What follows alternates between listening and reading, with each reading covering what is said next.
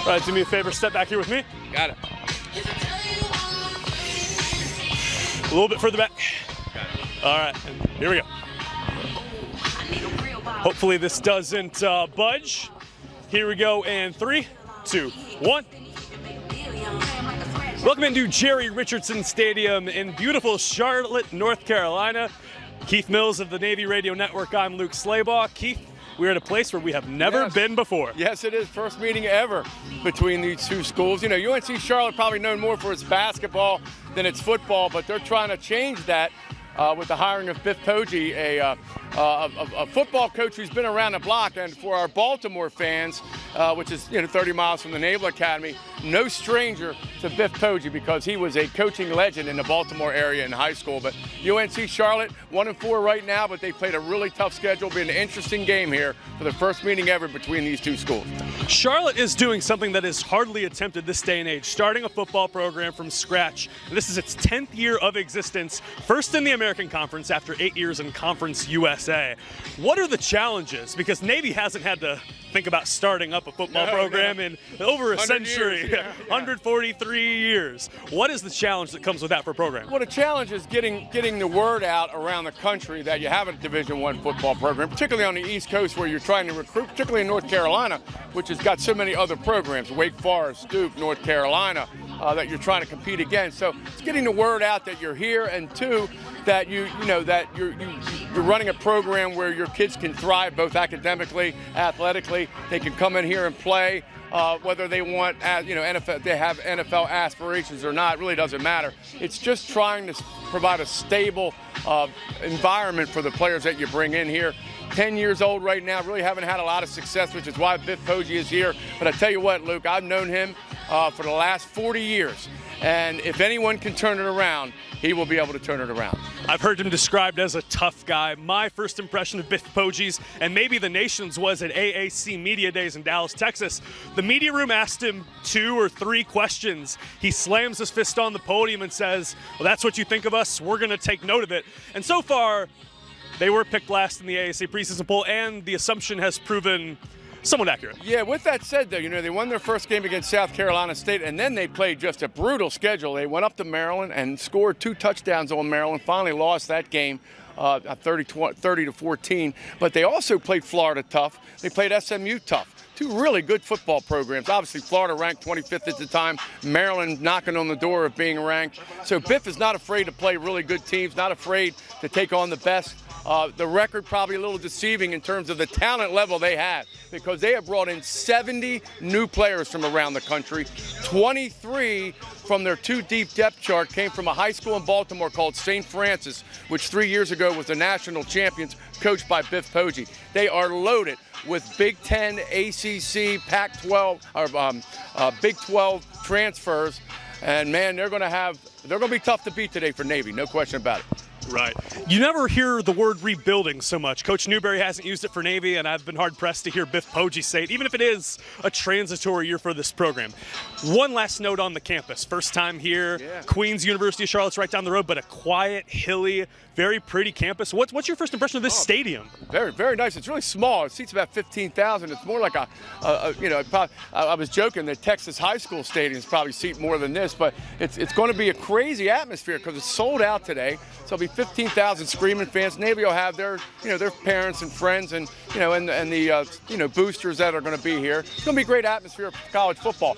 A little different in the American Athletic Conference having a stadium of this size, but I guarantee you that Biff Poggi will have his players ready today, and the fans will be ready as well. A sold-out stadium like you mentioned. Navy coming off a win against North Texas where things really started to click late offensively. What is the key for them today against a tough, down-on-its-luck Charlotte team? Absolutely. A tough team loaded with defensive playmakers, no question about it. With that said, though, Navy's going to have to get back to doing what they did second half last week, running the football well. They ran for 340 yards against North Texas's stout defense. Think about that, 340 yards of rushing offense. That's always been Navy's MO. What they've got to clean up are the penalties and the turnovers. Again, you take them away, Brian Newberry said, and man, you got a clean game, and maybe it's not a field goal game or 1-possession win, but maybe a 2-touchdown win. With that said, easier said than done. But nothing chaps the coaching staff more than penalties, particularly on first and second down on offense, which sets them back. And when you get behind the chains with this offense, it's really tough to make it up. The assumption is quarterback Ty Levitai will be the starter. Blake Horvath suffered a left hand injury, and his timeline to return is unknown at this time.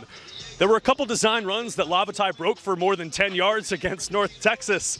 Could we anticipate something like that again? Yeah, and he had two huge plays when he came in for Blake Horvath late in the first half. One was that quarterback kind of scramble where he changed flip field position, and then he threw a perfect touchdown pass to Nathan Kent. That's what Ty Levitai can do. He also is a master of this offense right now. He's been running it for 3 years. So in that situation, you know, Grant Chestnut, the offensive coordinator, and Brian Newberry are comfortable with him running the offense. In terms of speed, doesn't have the speed that Blake Horvath has, and now third-string quarterback Xavier Arline has. But he does have a lot of experience. Obviously, I hadn't seen this defense yet. No one in this program has. So it'll be interesting to see. But Navy's offense today in good hands with Ty Levitai. A few weeks ago, we mentioned that Arline had been moved to the slot back position, and we thought that might be the end of his time at quarterback. And yet, injuries and a second stringer in Braxton Woodson, who's yet to play conference action, necessitates Arline being a flexible guy. How does a player juggle two different positions with two completely different demands? Yeah, it's certainly not easy, but X has been around here for a while. Started as a freshman at quarterback, played in the Army-Navy game a couple of times. So he is a seasoned veteran, and I give him a lot of credit for how he's handled what he's been dealt with this year, and that's not a lot of playing time. You know, we see him a lot in spotty plays made for him, you know, rollouts, and Ty Levitai will look for him downfield, or halfback options that he'll throw. But if we see him today at quarterback, don't be surprised if X is not impacting the game, because at times in his career as a quarterback, he's done just that. Great kid. You know, you come here for two reasons. One, because you're a leader, and two, because you can handle adversity, and that's what he's done in his career. We'd be remiss if we didn't mention the outstanding performance the Navy linebackers have had the last couple weeks. Luke Pierce, the sophomore, coming out of nowhere, filling in for an injured Jordan Sanders. Sanders expected to be healthy today and in the lineup. Yeah.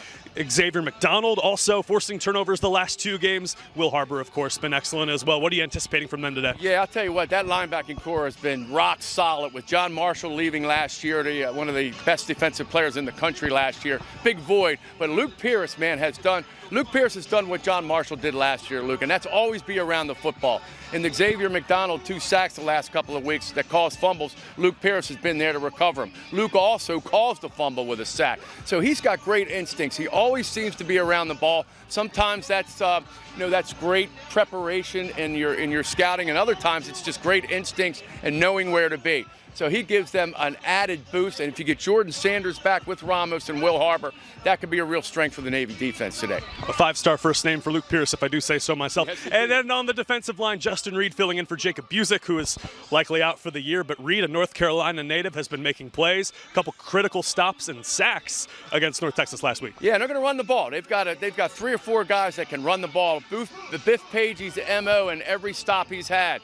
He was Jim Harbaugh's assistant head coach at Michigan the last couple of years, but in high school, it was power football. He was an offensive lineman when he played at the Gilman School in Baltimore, and then went to Pittsburgh and played with Dan Marino. So he knows something about how to move the chains with offensively, but his MO is power football. The front seven for Navy today will be tested with a big, strong offensive line and a real good stable of running backs. How are we doing on time, Keith? What are we at?